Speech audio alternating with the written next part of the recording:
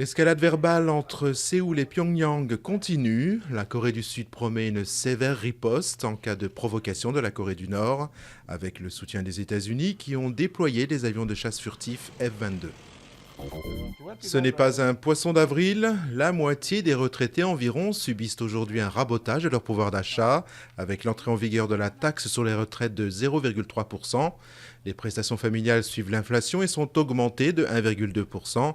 Seule bonne nouvelle, une baisse modérée de 0,6% du prix du gaz. Du côté de la sécurité sociale, la gratuité de la contraception pour les mineurs entre en vigueur. Novartis perd son bras de fer contre les fabricants de génériques indiens. Le laboratoire suisse a vu rejeter sa demande de brevet par la Cour suprême indienne pour un traitement anti-cancer.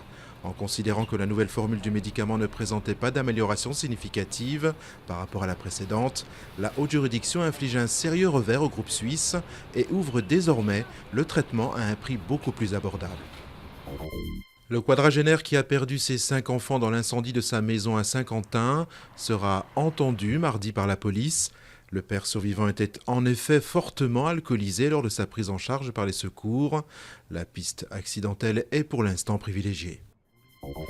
Une première depuis un demi-siècle, la Birmanie a l'heure des journaux privés. 16 ont obtenu la licence, mais seuls 4 ont pour l'instant réussi leur lancement.